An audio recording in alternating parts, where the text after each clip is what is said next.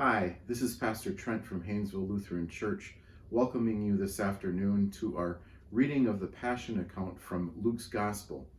This is our third part of reading this Gospel, and we'll begin with the 23rd chapter. Then the assembly rose as a body and brought Jesus before Pilate.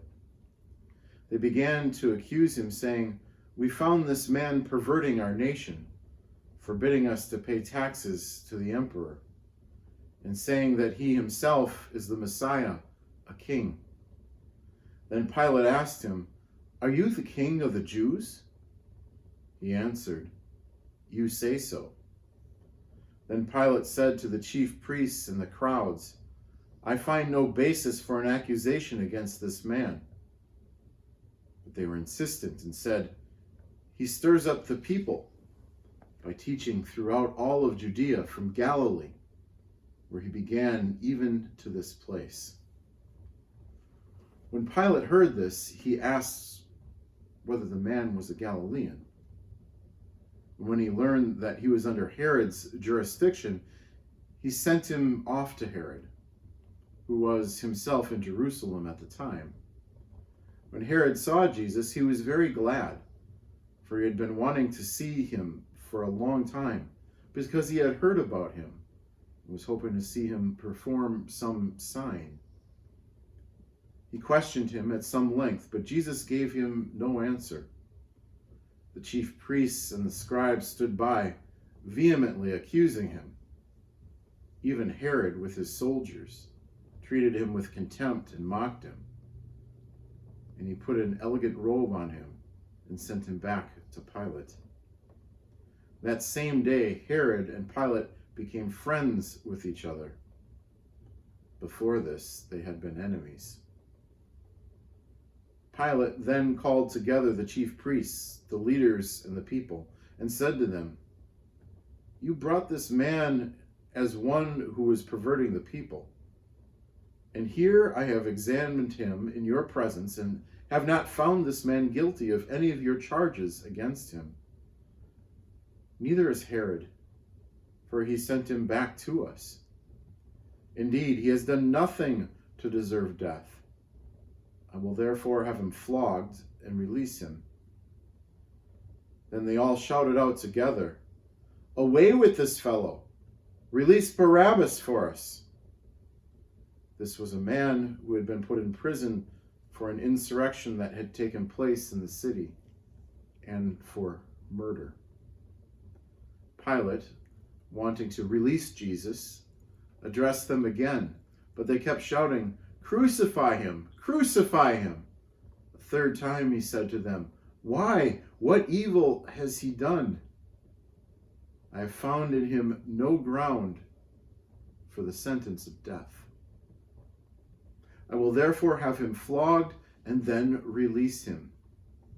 But they kept urgently demanding with loud shouts that he should be crucified, and their voices prevailed.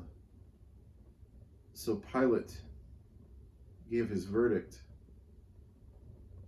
that their demand should be granted. He released the man they asked for, the one who had been put in prison for insurrection and murder, and he handed Jesus over as they wished.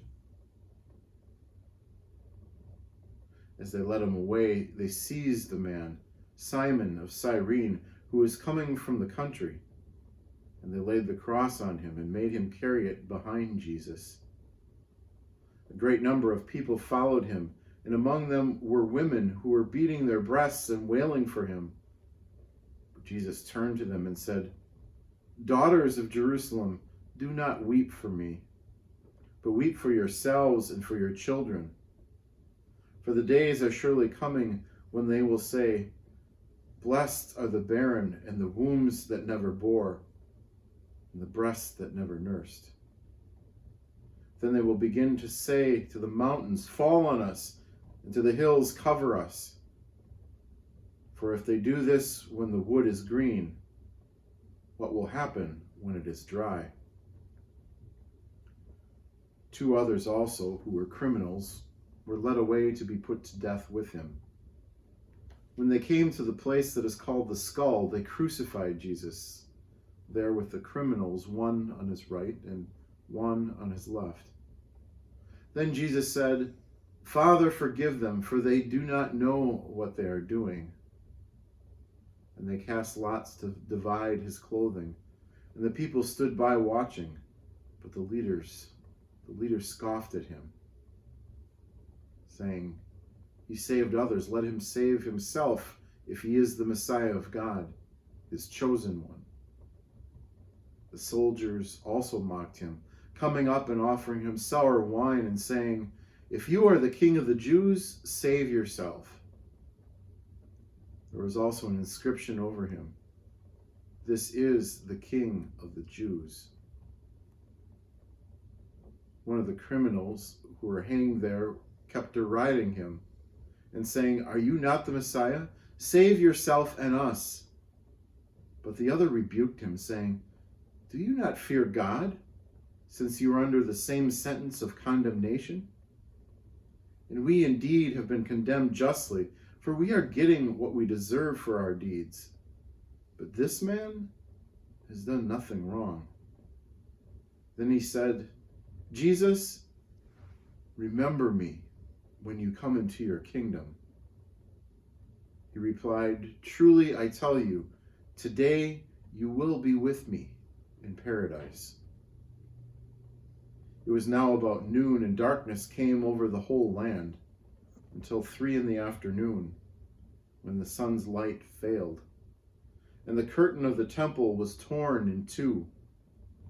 Then Jesus, crying in a loud voice, said, "Father, into your hands I commend my spirit." Having said this, he breathed his last.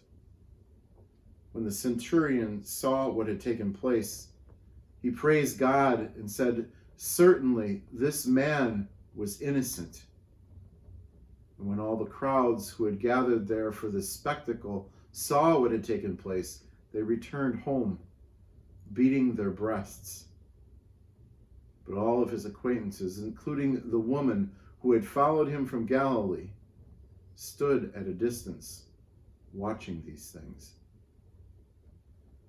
Now there was a good and righteous man named Joseph, who, though a member of the council, had not agreed to their plan and action.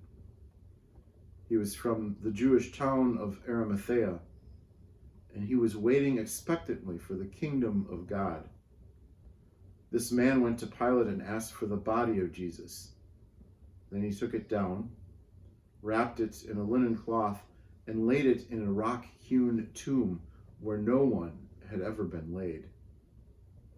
It was the day of preparation, and the Sabbath was beginning.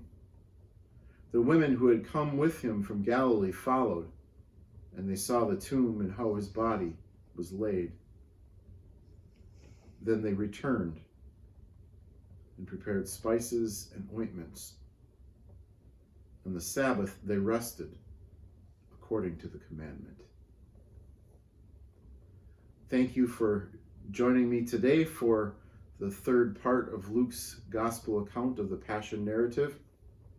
Please join us again tomorrow afternoon as we begin with the Passion narrative from John.